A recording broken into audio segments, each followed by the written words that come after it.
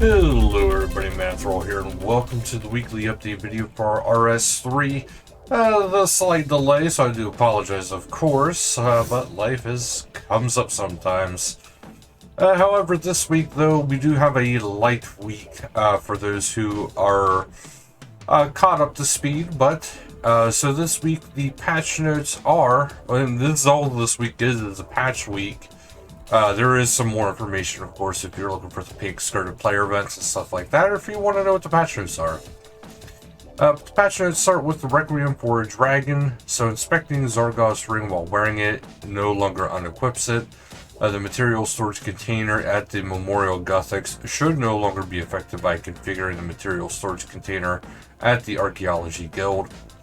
During the Battle of 4 and 3 Epilogue, Borek now uses his new visual effects created during development of Requiem for a Dragon. Corrected some text seen while speaking to Death during the Requiem for a Dragon. The translator during the quest now wields the Order of this blade and throws it as a ranged attack. The Destroy Confirm message of Zorgoth's Soul Ring no longer mentions May's storage chest twice. Completing a Manifest Ectoplasm ritual now required for the Ritual We Trust achievement. Clarify the description of the In Rituals We Trust achievement since it doesn't require a quest-specific ritual. The Pumpkin Mask and Assault Pumpkin Mask now apply their durability benefit to both the and Ungel ritual sites. Teleport issues with the Tome of 1 have been fixed. Small edits to the quest journal. The communion rituals can no longer be completed at Ungel. This is to avoid the lost materials while unable to gain souls at Ungel. Tooltips in the skill guide will now correctly be shown on mobile devices. And speaking to Vorkast's ghost after the quest with Zorgoth's Soul Ring no longer gives you another Zorgoth ring. In general, they updated the look of the Pernix and Shadow Gem Pernix outfits to better align with player feedback. If you haven't heard about this, people gave feedback that the armor no longer really looked like ranged armor, it looked more like melee armor, so they took it in, they took some of the metal plating off to keep it more in line with the traditional look. The menu for adding logs to a bonfire will no longer appear if unstable Protean logs are the only type of logs in the player's inventory, making it work the same way as regular Protean logs. The Skilling Backpack now correctly updates examine description to match its current functionality and level whenever it's reclaimed from Diango. Thalman no longer appears in free-to-play worlds. Leftover Christmas decorations have been removed from various doors in Varrock.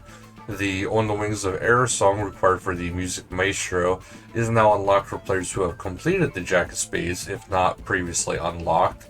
The Aquarium treasure chest now correctly states which clue scroll was obtained.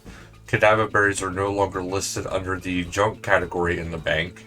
Fixed a bug with the Calphite King, whereby his base hit chance were prioritized the wrong styles, so e.g. in ranged form, it was weaker to ranged attacks than melee attacks, excluding the weakness. Using the spells on the ground while legacy mode is active no longer results in incorrect message. Filling buckets of slime from the slime pool is now slightly faster. The genocidal perk now shares the exact damage increase on the buff icon.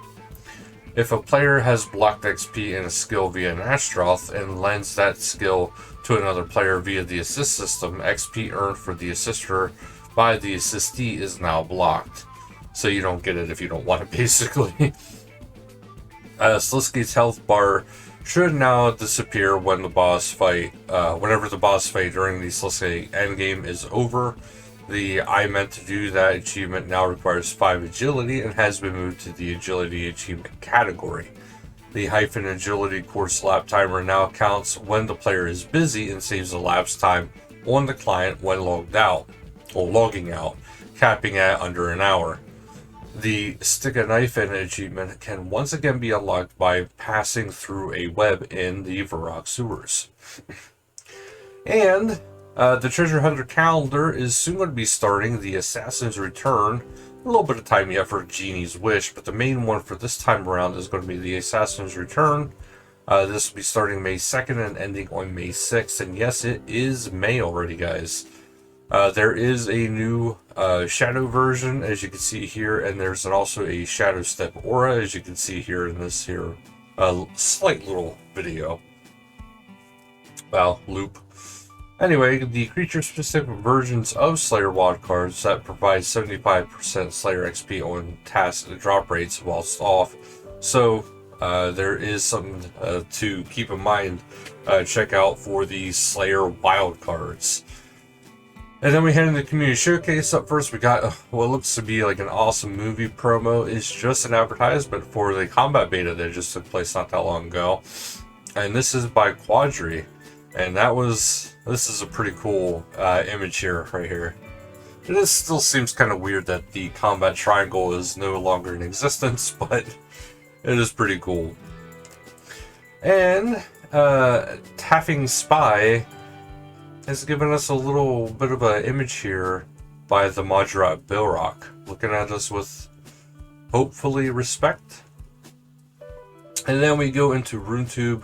RuneScape has a new horror in it now.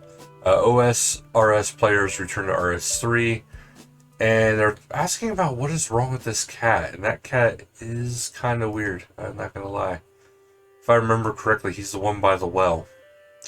And then the RS guy is out here for RuneScape's newest quest reward, Packs of Punch, which is a Soul Ring review. So they will be going over all the details dealing with the Soul Ring, so do check that out. And then we have the Escaper screenshots, of course, of We Red Panda. This is an absolute beautiful sight from Ungale in Pursuit of Vorkath. Absolutely awesome. And Demon Hedge is wandering around. Could you tell where they're at? I have an idea, but I'm not too sure, actually. I have two ideas for that. And then the Pink Skirt player events, we do have some left. Keep that in mind. Up first, we have Gregorvik, Mercy and Helpscape, Wednesday, May 1st, 1200 game time. Location is the Heart of Gillinor. Sluskgate Lobby World 35. FC is Helpscape. And then we do have one more yet, which is a Skill and Chill hosted by Mandy Pandy, Middle, and Spirits of the Ranin Clan. Thursday, May 2nd at 1900 game time. Location is 443. World is 252. And that's actually it this week, guys. It's just kind of a chill kind of week. So thank you guys so much for watching. And until next time, later, guys.